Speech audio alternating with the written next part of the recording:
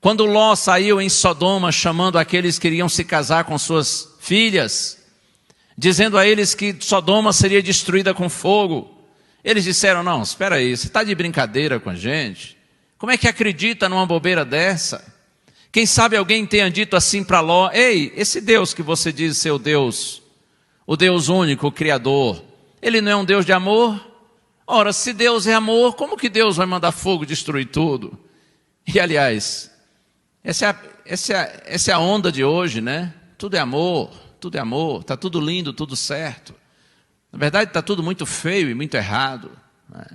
Deus é amor sim, mas Deus também é justiça, e a justiça de Deus tem a ver com sua santidade. A justiça de Deus, irmãos, é tão profunda, grande e real quanto o seu amor.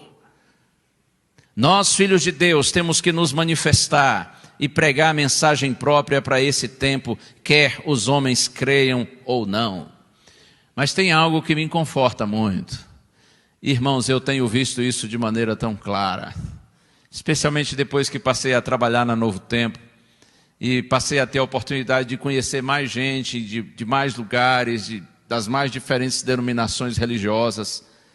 Eu tenho tido a oportunidade de ver isso de maneira tão clara. O que, pastor? Eu tenho visto, irmãos, que em meio a toda a incredulidade, toda a apostasia, todo o secularismo que campeiam por toda parte, Deus está levantando aqui, ali, acolá e em todo lugar pessoas sinceras que estão se despertando pela obra do Espírito Santo na vida delas. Oh, louvado seja o Senhor por isso. Eu anotei aqui as palavras da irmã White que estão no livro Serviço Cristão, página 57. Eu penso que essas palavras da irmã White, escritas no seu tempo, elas se tornam tão significativas e reais para o nosso tempo. Ela diz assim: em todo o mundo, homens e mulheres olham atentamente para o céu.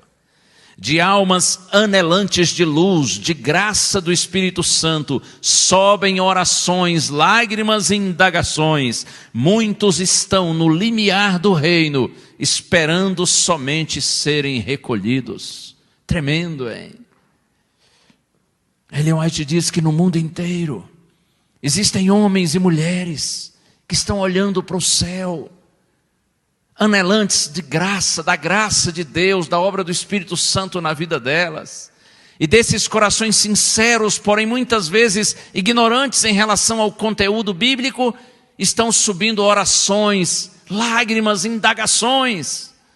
E ela diz: muitos estão no limiar do reino, esperando somente serem recolhidos. Muitos estão na beiradinha do reino de Deus, junto à porta do reino, esperando somente serem recolhidos, serem trazidos para dentro, serem chamados.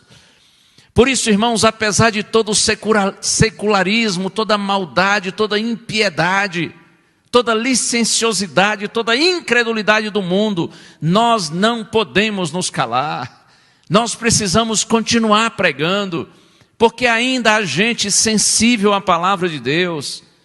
Ainda há gente que, se ouvir a mensagem que nós conhecemos, terá a atitude que nós temos tido, receberão Cristo como Salvador, crerão na palavra de Deus e virão para o reino de Deus. Por isso a gente não pode parar de pregar.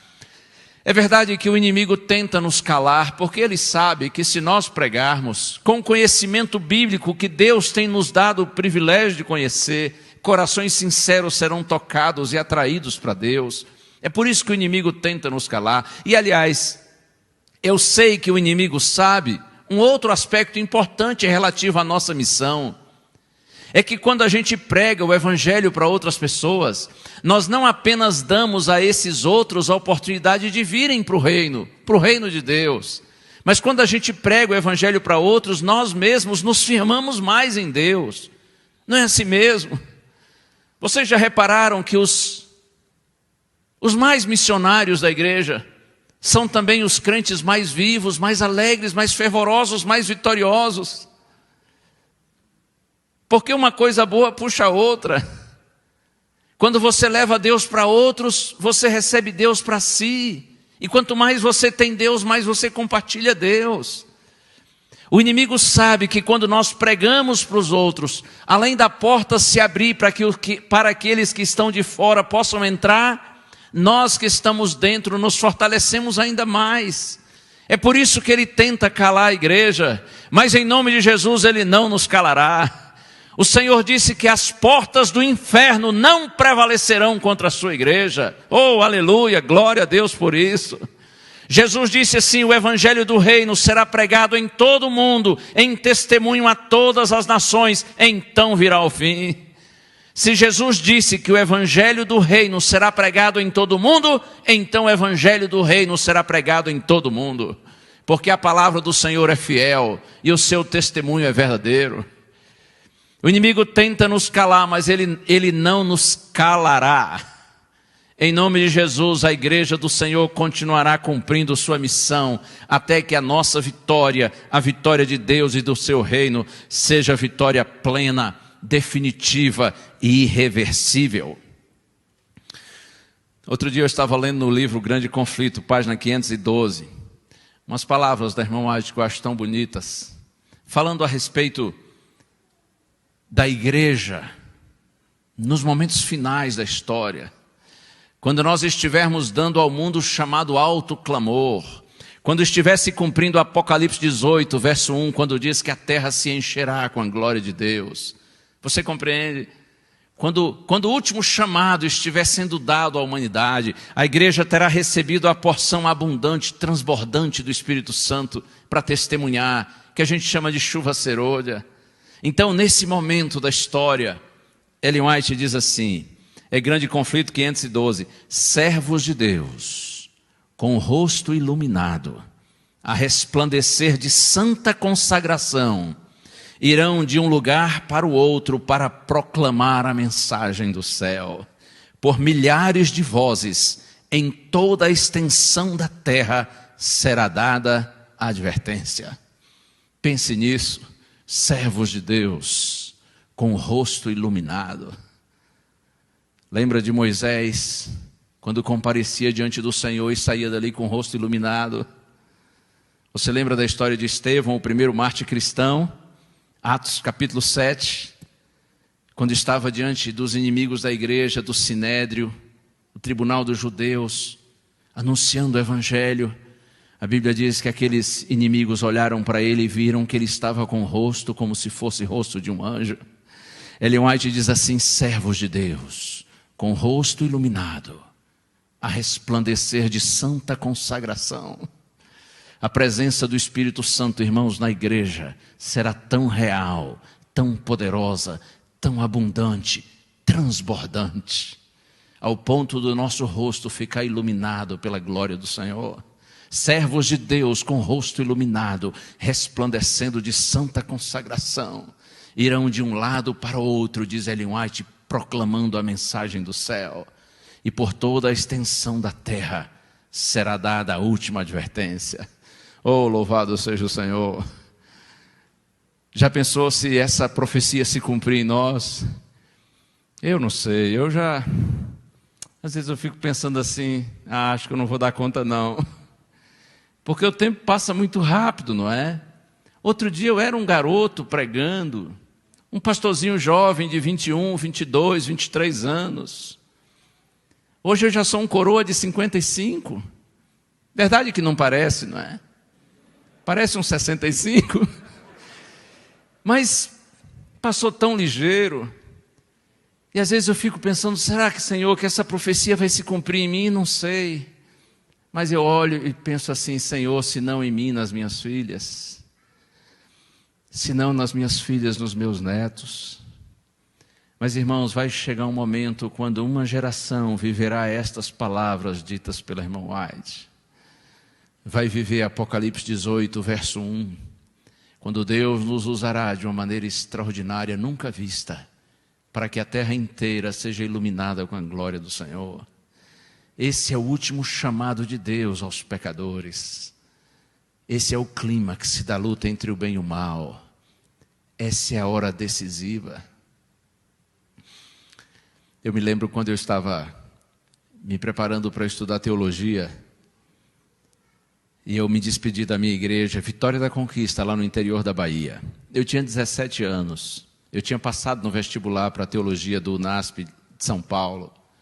E eu estava assim, eufórico. O coração, confesso que estava dividido, porque eu ia deixar meus pais, meus irmãos, eu nunca tinha saído da minha casa. Eu ia deixar a minha igreja, os colegas, amigos. Mas, por outro lado, eu estava assim muito eufórico de estudar teologia, me tornar um pastor. E eu me lembro que num sábado à tarde eu me despedi da minha igreja. Foi um culto jovem e o pessoal me disse umas palavras bonitas e tal, foi emocionante. Aí depois do culto abracei todos os amigos da igreja, os irmãos que foram ao culto jovem. Aí quando eu estava andando para minha casa, um irmão da igreja me acompanhou.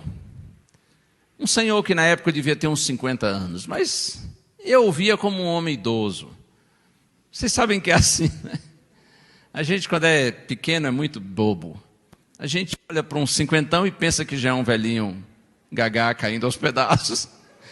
Eu sei que eu olhava para aquele irmão de uns 50 e pensava que ele era um velhinho. Hoje eu sei que ele era um jovem. Eu sei que eu fui andando para casa. E ele me acompanhou, o irmão Isaurino Borges. Ele faleceu, deve ter uns 5 anos talvez. Ele me acompanhou, ele era um ancião da igreja, um líder da igreja, muito consagrado. Ele gostava de dar conselhos para os jovens. E ele vivia o que pregava. Por isso ele tinha muita autoridade. Uma autoridade conquistada não pela função, mas pela vida. Vocês sabem que é assim, não é? A autoridade legítima se constrói, não é pelo cargo, pela posição, mas pelo testemunho, pela vida. E o irmão Zaurino me acompanhou. E nós fomos andando, ele me deu muitos conselhos. E quando nós chegamos em frente da minha casa, ele ia seguir para a casa dele. Ele me olhou nos olhos e como quem profetiza, ele me disse assim: Gilson, eu creio que você vai pastorear a igreja que passará pela grande tribulação e verá Jesus voltando. Oh, eu achei isso tão lindo. Por isso que eu tenho essas palavras guardadas na minha mente, no meu coração. Ele disse: eu creio que você vai pastorear a igreja que passará pela grande tribulação e verá Jesus voltando. Eu não sei se as palavras dele se cumprirão de fato na minha vida, mas uma coisa eu sei, que se eu viver nesses dias, quando os servos de Deus terão o rosto iluminado, Deus sabe que essa é a minha oração, que Ele me ajude a não abandonar a sua igreja. Porque ainda que esse seja um tempo glorioso para a pregação do Evangelho, esse será também um tempo tremendamente difícil, de provas para o povo de Deus. Por isso eu clamo a Deus e peço que se Ele dê a mim e a você o privilégio de vivermos nesse tempo, que Ele nos dê a força para permanecermos leais à sua causa. A bandeira do Evangelho, custe o que custar, aconteça o que acontecer. Servos de Deus com o rosto iluminado a resplandecer de santa consagração, irão de um lado para o outro para proclamar a mensagem do céu. Por milhares de vozes em toda a extensão da terra será dada a advertência. Eu quero mencionar 2 textos bíblicos para já seguir para o final. O primeiro está em Josué capítulo 3, verso 5. Esse é um verso conhecido, deixe-me ler com os irmãos. Eu disse, livro de Josué capítulo 3, verso 5. Vocês sabem que depois que Moisés morreu, Josué foi chamado por Deus para liderar o povo de Israel. Esse povo saiu do Egito em direção a Canaã, e por conta da incredulidade deles, peregrinaram pelo deserto durante 40 anos. No final do êxodo, Moisés morre e Josué é levantado por Deus para liderar o povo. E aqui, Josué capítulo 3, verso 5. Quando eles estão acampados nos limites da terra prometida, para vencerem os habitantes daquela terra que já tinham transbordado à medida da iniquidade, ou seja, tinham rejeitado todos os apelos de Deus e eles agora seriam vencidos e o povo de Israel dominaria a terra. Então a Bíblia diz que Josué se colocou diante do povo e disse assim: santifiquem-se, porque amanhã o Senhor fará maravilhas no meio de vocês. Santifiquem-se, disse Josué, porque amanhã o Senhor fará maravilhas no meio de vocês. Santifiquem-se. O que é santificar-se? De maneira simples e direta, irmãos, santificar-se é afastar-se do mal e aproximar-se do bem. Santificar-se é separar-se daquilo que é contrário a Deus e aproximar-se da vontade de Deus. Santificar-se é viver no centro da vontade de Deus. Quando Josué disse: santifiquem-se, porque amanhã o Senhor fará maravilhas no meio de vocês, Josué estava dizendo assim: irmãos, confessem seus pecados, arrependam-se, clamem a Deus por sua misericórdia e se unam ao Senhor de todo o coração, porque amanhã o Senhor fará maravilhas no meio de vocês. E de fato, no dia seguinte, quando os levitas sacerdotes entraram e os pés deles tocaram nas águas do Rio Jordão, a Bíblia diz que Deus parou a correnteza do Jordão e o povo atravessou pelo leito do rio em seco. Depois caíram as muralhas da cidade de Jericó, considerada indestrutível, inexpugnável. Foram destruídas por Deus. No dia seguinte, Deus começou a realizar as maravilhas prometidas. E quanto a nós? Quando é que o Israel espiritual de Deus da atualidade, sua igreja, o novo Israel, vai terminar sua peregrinação por esse deserto de sofrimento e maldade, por esse mundo inóspito, miserável, marcado pelo mal? Quando é que nós chegaremos? Quando é que nós atravessaremos por completo esse deserto e finalmente entraremos na Canaã celestial? Quando é, irmãos, que virá o amanhã das últimas maravilhas de Deus? A gente não sabe. É verdade que muitas coisas já estão acontecendo, mas a gente não sabe exatamente quando que os últimos acontecimentos, que serão rápidos, ocorrerão. O que fazer então, Israel? O que fazer, igreja? O mesmo conselho de Israel, de Josué para o seu povo no passado, é pertinente para o povo de Deus na atualidade. E qual é o conselho? Santifiquem-se. Santifiquem-se, porque amanhã o Senhor fará maravilhas no meio de vocês. O chamado de Deus para você e para mim, para nós todos nessa hora é esse: santifiquem-se. Corram para Deus. Saiam do cristianismo nominal. Saiam do adventismo meramente teórico. E vivam uma experiência real de consagração, de conversão, de rendição a Deus. Santifiquem-se, porque amanhã o Senhor fará maravilhas no meio de vós. O outro texto que eu disse que ele citaria é Romanos capítulo 13, versos 11 a 14. Palavras do apóstolo Paulo. Eu penso que quando Paulo escreveu essas palavras, ele não tinha ideia de que esse texto seria muito mais significativo e relevante ainda para você e para mim, que vivemos em pleno século 21. Romanos 13, a partir do verso 11, digo isto a vocês que conhecem o tempo, já é hora de se despertarem do sono, porque a nossa salvação está agora mais perto do que quando no princípio cremos. Vai alta a noite e vem chegando o dia. Deixemos, pois, as obras das trevas e revistamo-nos das armas da luz. Vivamos dignamente como em pleno dia, não em orgias e bebedeiras, não em imoralidades e libertinagem, não em discórdias e ciúmes, mas revistam-se do Senhor Jesus Cristo e não façam nada que venham a satisfazer os desejos da carne. Paulo diz: eu digo a vocês que conhecem o tempo.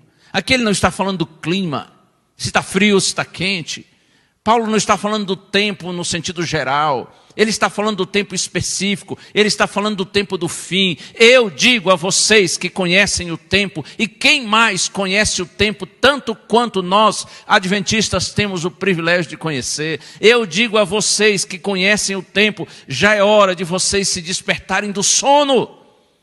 É evidente que ele está falando aqui do sono espiritual, da letargia, do marasmo, da indiferença, da mornidão espiritual. Já é hora de se despertarem do sono, porque a nossa salvação está agora mais perto do que quando no princípio cremos. Porque está chegando o grande dia da libertação, da glorificação da igreja, da vitória completa. Ei, despertem-se, diz Paulo, do sono, porque está chegando o dia, está chegando a hora. A nossa salvação está agora mais perto do que quando no princípio cremos. A minha salvação está mais perto do que quando eu, garoto de 11 anos, entendi que Jesus voltaria e recebi Jesus como meu Salvador. A sua salvação está agora mais perto do que quando você acreditou, quando você conheceu e recebeu essa mensagem pela primeira vez. Então não é hora de dormir, é hora de estar acordado, vigilante, atento. Irmãos, diz Paulo, acordem, despertem-se do sono, porque a nossa salvação está agora mais perto do que quando no princípio nós cremos. Ele diz assim: vai alta a noite e vem chegando o dia. A noite, a escuridão, a maldade, a injustiça, o mal e o pecado estão chegando ao final. Vai alta a noite, está chegando o dia, está chegando a luz, a libertação, a justiça, a paz.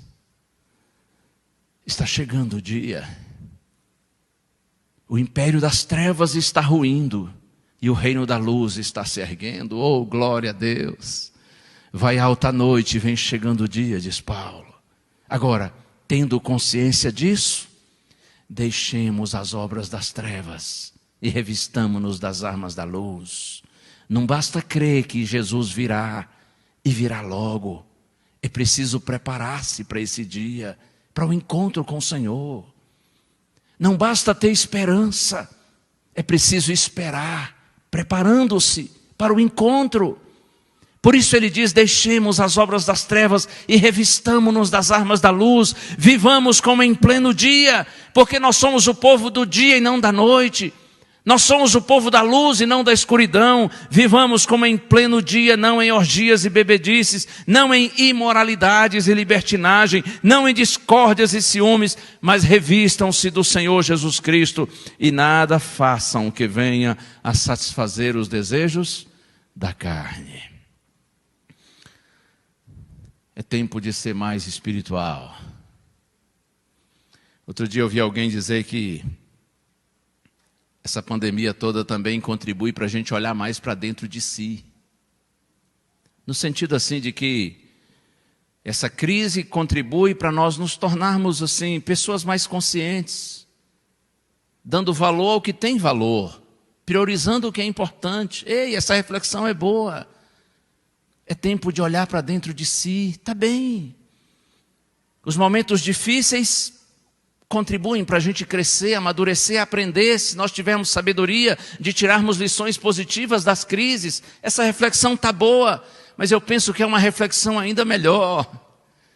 Não é tempo apenas de olhar para dentro de si, é tempo de olhar para cima, para o céu, para Deus. Até porque quanto mais você olha para Deus, mais espiritual você se torna, também mais humano você é. Porque na reflexão se dizia assim: olhe para dentro de si e você será mais humano. Pois eu digo, olhe para o céu e você será mais espiritual. E todo aquele que verdadeiramente é espiritual torna-se mais humano, mais solidário, mais sensível. Eu gosto de pensar, irmãos, que quando a gente vê a Deus, nós nos vemos e vemos as pessoas com os olhos de Deus. E como é bom quando a gente se vê e vê os outros com os olhos de Deus, não é? Quando você se vê com os olhos de Deus, você percebe sua indignidade. E você não fica se sentindo mais santo e mais crente do que os outros. Você não se torna um crente arrogante porque se considera consagrado. Isso é um contrassenso, isso é um paradoxo. Quando você verdadeiramente vê a Deus, você se vê com os olhos de Deus.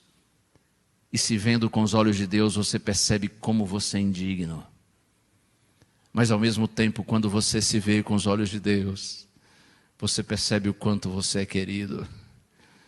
Se vendo, quando nós nos vemos com os olhos de Deus, nós descobrimos que somos as coisas mais fofinhas do mundo. Não porque sejamos de fato, mas porque é assim que Deus nos vê. Porque nós somos seus filhinhos. É verdade que fraquinhos fazem tanta besteira, mas são tão amados, jamais deixarão de ser. Quando você se vê com os olhos de Deus, você vê sua indignidade, mas você também percebe o seu valor. E quando você vê as pessoas com os olhos de Deus, acontece o mesmo. Você não se ilude com elas, não se ilude com o mundo, mas você não deixa de amar as pessoas. Porque você sabe que todos, aos olhos do Pai, são seus filhinhos e suas filhinhas. E os mais errados são os que precisam de mais amor, para que sejam conquistados pelo amor de Deus, revelado por nosso intermédio, e assim venham para os braços do Pai. Deus nos abençoe. Eu pensei em contar uma história, mas vou deixar para outra vez, porque o tempo já está avançado e eu estou vendo que alguns aqui já estão lutando contra o sono. É assim, não é? Afinal de contas, nós somos crentes, mas somos de carne e osso, não é? Deus abençoe você que está aqui na igreja, você que está em casa. E o meu apelo para você nessa hora, em nome de Jesus, é: mantenha firme a sua fé. Porque aquele que vem, virá e não tardará. O controle da história, irmãos, ainda está nas mãos do Senhor da história. O domínio do mal é apenas temporário e aparente. O controle eterno está nas mãos daquele que é eterno. Mantenhamos firmes a nossa fé. Amigos, podem vir. Mantenhamos firmes em nossa fé, santificando-nos cada dia mais ao Senhor e anunciando a mensagem de salvação, porque a porta ainda está aberta e há salvação para todos quantos queiram. E no momento certo, nosso Senhor se manifestará. Mas enquanto Ele não vem, a gente segue esperando. E Deus, pelo Espírito e pela Palavra, vai colocando em nosso coração a certeza de que se não hoje ou amanhã, mas Ele virá. Como é que é? Um dia ou dois depois de amanhã? Quem sabe um dia ou dois depois de amanhã. Deus inspirou o pastor Jader para escrever essa mensagem tão linda. Das músicas mais recentes do quarteto, essa eu confesso que é a que eu mais gosto. Ouça essa canção linda. Deixe Deus seguir falando ao seu coração e renovando a sua esperança e a sua certeza de que um dia, irmãos, nós entraremos pelos portões sagrados da Canaã celestial, pela bendita graça do nosso Senhor, porque Ele está vindo para buscar a sua igreja. Amém. Vem, com certeza. Foi Ele quem disse que virá. E se Ele disse, assim será. Deus não é homem para que minta. No momento certo Ele virá. E quem viver, verá. Mas quem já morreu, também verá. Porque vai ressuscitar. Todos os filhinhos de Deus, de todos os tempos e lugares, serão levados à presença do Senhor. E Ele enxugará dos nossos olhos toda lágrima. E já não haverá mais pranto, nem luto, nem clamor, nem morte, nem dor. Porque Deus fará novas todas as coisas. Você quer nessa hora dizer: Senhor, eis-me aqui, eu te peço. Ajuda-me, Senhor, a viver em santidade na Tua presença. Ajuda-me a pregar essa mensagem. E ajuda-me, Senhor, a manter firme a bendita esperança. Senhor, renova a minha fé, meu cristianismo, meu adventismo, para que eu continue crendo de todo o meu coração e sendo fiel a Ti. Você gostaria de fazer essa oração ao Senhor, de tomar essa decisão de renovação na presença do Senhor? E talvez alguém que esteja aqui, que não é membro ainda, batizado da igreja, você quer nessa hora dizer: Senhor, eu me entrego, eu me rendo, eu quero também ser discípulo Teu. Se esse é o seu desejo, levante-se agora, em nome de Jesus. Amém. E você que está em casa, o convite é para você também. Mesmo estando aí em casa, levante-se também agora. Um dia eu estava assistindo um sermão pela internet. Foi um sábado desses lá em casa. E aí o pastor, no final, era um sermão ao vivo. E o pastor fez um apelo para quem quisesse se entregar, renovar a vida, se levantasse. E ele disse assim: você que está em casa também. E aí a minha esposa passou algumas vezes ali perto da TV e tal, viu que eu estava assistindo o sermão. Mas quando ela passou no final, ela viu que eu estava em pé em frente da TV e ela disse assim: o que aconteceu? Eu disse: psst. O pastor fez o apelo e eu aceitei. E eu estou aqui atendendo o apelo. Não me atrapalha não. Você que está em casa, se tem alguém perto aí e acha estranho você ficar em pé diante do computador, do celular, da televisão, não liga não. Levanta e fica em pé em nome de Jesus. É um ato simples, mas é o seu jeito de, mesmo sem palavras, dizer: Senhor, estou aqui. Sou um pobre pecador, mas eu me rendo. Eu clamo pelo teu perdão, Senhor, pela renovação da minha experiência cristã, pela renovação da minha convicção como adventista, para que eu viva e pregue o Evangelho. Deus abençoe você. Todos nós vamos orar. Pai querido, nesta hora, Senhor, ao final dessa vigília, dessas horas sagradas de comunhão com o Senhor por meio da tua palavra, das músicas lindas que ouvimos, que cantamos, das orações feitas, enfim, Senhor, no final dessa celebração, desse encontro espiritual, nós te glorificamos, Senhor, porque tu sabes, nós estamos aqui e os nossos queridos estão em casa participando desse momento e dessa oração, não é porque nós somos bons, mas porque tu és bom, Senhor. E a tua bondade que nos sensibiliza, nos conquista e nos atrai, por isso nós glorificamos o teu nome. E nessa hora nós te pedimos, Pai, recebe esses pobres pecadores nos teus braços de amor, Senhor. Somos todos indignos, mas que bom saber que somos todos amados. E que bom saber, Senhor, que a tua graça é tão poderosa, que não só nos perdoa, mas também nos transforma. Que em Jesus nós somos justificados, mas também santificados. Estamos aqui, Senhor, santifica o teu povo, que o teu Espírito habite em nós, nos convença do pecado, da justiça e do juízo, que o teu Espírito, Senhor, nos santifique na verdade, para que mantenhamos firmes em nossas convicções espirituais e bíblicas, independentemente da reação do mundo.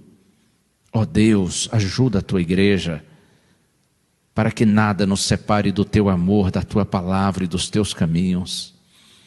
Ajuda-nos, Senhor, a seguirmos pregando tua palavra, para que aqueles que são sensíveis à tua voz possam ouvi-la e se aproximem e venham para o teu reino. Abençoa a tua igreja, Senhor, para que nós sejamos crentes missionários. E nas tuas mãos nós nos colocamos, pedindo-te renovação espiritual, pedindo-te que alimentes em nosso coração a certeza de que aquele que vem virá e não tardará. Ajuda-nos, Senhor, a mantermos viva essa esperança em nosso coração. Nós oramos por tudo agradecidos, no nome santíssimo do Senhor Jesus Cristo. Amém.